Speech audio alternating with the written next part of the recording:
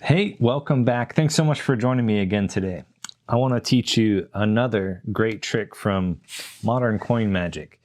And this is one of the best. And I say that because the trick I'm about to teach you, winged silver, is often attributed to David Roth.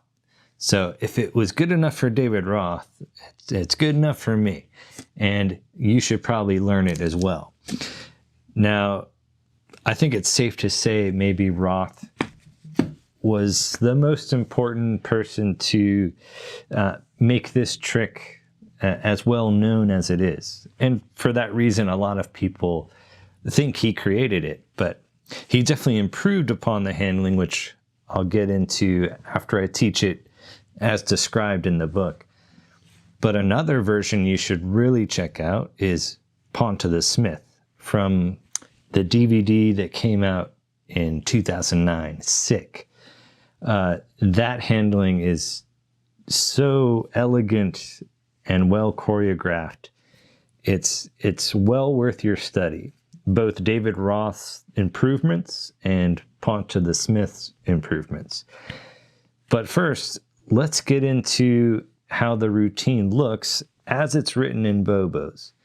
And it's important that you see how it should look as it's written so you can appreciate the later improvements.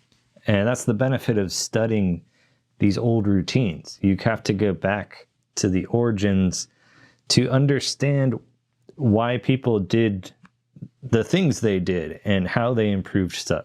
So you can learn and go on by yourself to improve other routines. So let's get into it. I'd like to show you an interesting little effect using these 4 old silver dollars.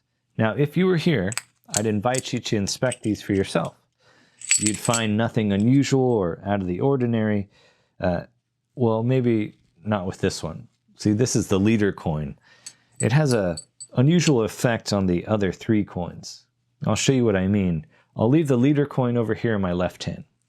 And with the first coin, if I give it a squeeze and a toss, it vanishes,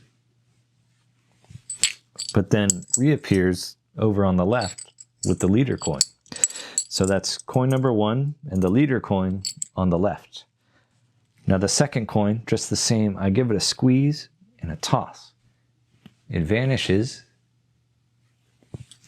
but then reappears on the left with the leader coin.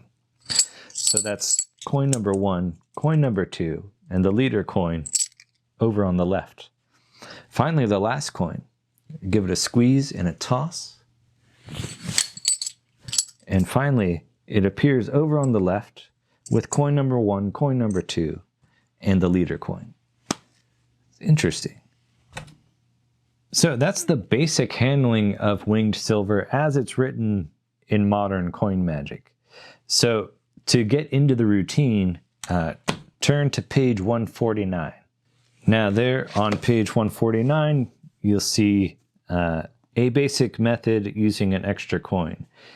So you'll see the name here, Nelson C. Hahn or Hain. I'm not sure how to pronounce that. But Bobo writes, the principle used in this coin migration effect is almost as old as magic itself.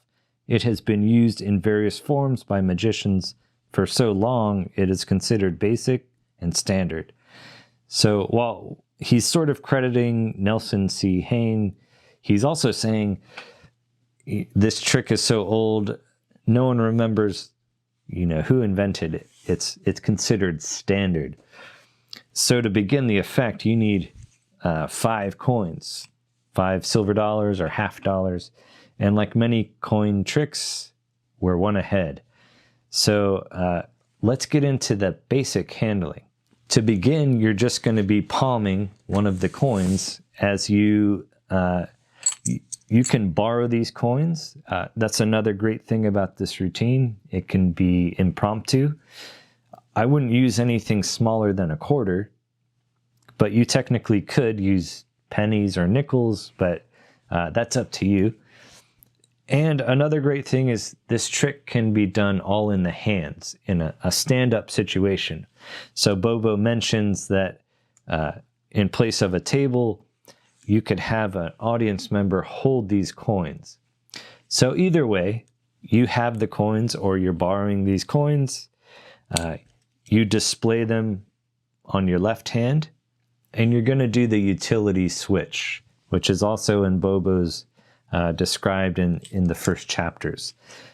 Basically, the coins are laid on the pads of the left fingers, and then they're dumped into the right hand, where they join the hidden coin. So the audience sees 4 coins here, and then 4 coins over here.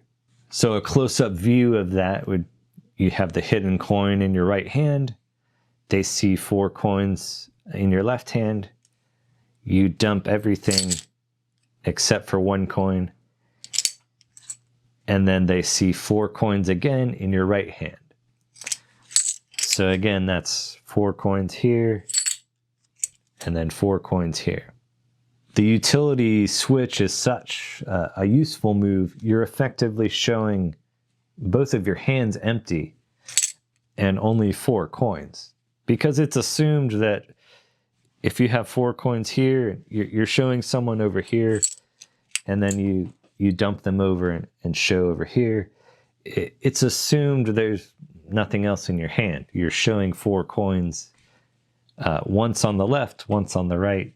So it's a great way to begin a routine. So you end with a coin in your left hand finger palm. And like I mentioned, you could hand these coins to a person to hold them, or they can just be on the table like this. Now, this is a detail that I forgot, and it's important to go back and reread these old routines, because I tend to do David Roth's version, where he takes all the coins in his hand and then palms one from the group, and then lays the coins down like that. And with each successive coin, he's doing his shuttle pass technique, laying that coin back over, and then again palming one from the group. So the routine as described, it's 1 coin at a time going across. Now, before that happens, you take one of the coins and you have to come up with your own pattern or premise for what's happening. But you take one of the coins to begin with, and maybe this is the leader coin or it's the odd coin, and you place that in your left hand to start out. My only thought is that because we don't know the origin of this, my only thought is that having 1 coin in there to start with is to get the element of sound. So when you show the odd coin, the leader coin, when you vanish the first coin, you can get that sound element. You could just as well have all 4 coins here, vanish 1, and have it appear over here, and then do a series of, false transfers or what have you. But I like the element of sound to begin with. So that's my only guess as to why this methodology is being used anyway. So you take 1 coin, call it the leader coin, the odd coin, that starts out in the left hand. They cannot see that hidden coin because of this kind of a Ramsey subtlety here. You don't have to show your palm. You could just take it here and keep your hand palm down and just put it in your hand. From here on out, you're just repeating moves. So you take the first coin from the spectator or off of the table. You're gonna, the easiest vanish here is just to press that in classic palm, toss it up. It vanishes in the air, you're looking for it, and then you can have it arrive in your hand. So like I said, the sound element is really good. If there's more than a few people, they can hear what's happening. Then you show them what's happened. And again, you do the utility switch again, show 2 coins, cleanly place them on the left, and you're one ahead again. They can't see the hidden coin. And you're just repeating. Classic palm, toss it up, look around, have it arrive. Now you show 3. Pause in this moment so that it registers. You don't want to immediately do this and then toss them over here, because this isn't necessarily convincing. So pause here to really show 3, and then do the utility switch and show 3 on the right. Then you cleanly place those in the hand. Now on the last coin, it changes up, and Bobo describes what's essentially his own complete vanish from earlier on in the book. So he says, take the last coin, put it into thumb palm, which this gives a similar look as the others. We were classic palming and tossing. Now you thumb palm, toss. And the reason for this is you're going to ditch in the breast pocket. So thumb palm is much easier. You can almost hook that coin in as you toss up and kind of block your right hand with your left hand, ditch it, and then come down with the sound element. And then you can show all 4 coins in the left hand. So that's the basic method as it's written, but there's some things I would change about it. And the first one being the routine that follows it. So going back to page, this time 151, you see an improved version. And I really think it is an improvement on the handling. So you still need 5 coins, $50, silver dollars, but then you add another odd coin. So maybe a Chinese coin there, or even a finger ring.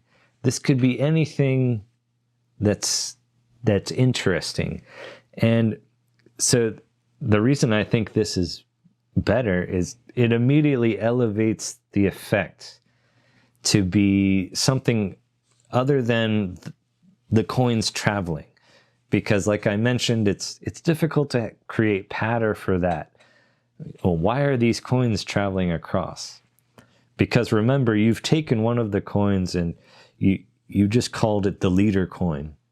Well, why is this a leader coin? Like, it's not the strongest patter. So immediately with this version, it's improving the trick, and it's called the improved version. So really quick, I'll just use my finger ring as the example. You still need the 5 coins, so you're palming one of them, just like the basic version. And the other 4 coins are on display. Now the interesting thing here is with the utility switch, when you add a different object, it looks a lot better. So if you add a finger ring to this and then show 4 coins and a finger ring, dump them over here and show 4 coins and a finger, it's somehow more convincing. So the trick might look something like this. You show the 4 $50, and I want to show you an interesting trick with these 4 silver dollars. But it's not about the silver dollars, it's about my ring here. It has some magical properties. I can't really explain it, but the ring just attracts the coins. I'll show you what I mean. I'll leave the ring here in my left hand, and we'll take the first coin, give it a squeeze and a toss, and it arrives over in my left hand with the ring. That was the first coin, and I'll show you the next coin, just like that, and toss it over. It arrives with the first coin. So it's the same routine, except you have a better reason now for the coins going across.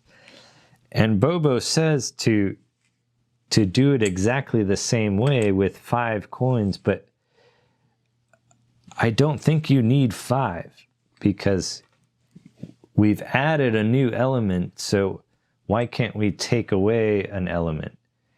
And so with 4, I feel like it's much clearer. So you'd start out with 1 coin palmed, and then you show 3 coins this time. So now you know, it's about this magical ring. It has a certain attraction to the coins themselves. I'll show you what I mean. I'll place the ring in my left hand. They can't see that coin. But now you're in position as you were in the basic version, where there was just 3 coins, and this was a coin. So I think with the improved version, you should reduce the coins down to 4 instead of having 5. So that's the basic handling for the improved version of Winged Silver.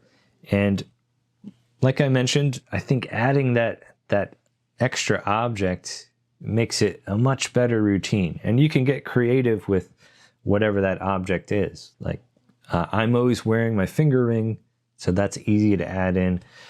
But a lot of times you have an extra odd coin with you, so that's convenient too. But it could be anything that's small enough to hold in your hand with all the other coins. So maybe a die, or maybe a gum wrapper, you know. It could be anything at all. So what that does is allows you to change your script up, because maybe with the gum wrapper, it's sticky, like, and that's why the coins they just invisibly stick to it. I don't know, but it's these little things that can change your routines, and it's well worth going back through and reading the routine in detail to remind yourself of stuff you forgot. Winged Silver is one of the best and obviously one of the oldest coins across. You don't need gimmicks. You could do it standing up, all in the hands. You could do it at the table. It's very effective and definitely one of the best and essential routines out of modern coin magic.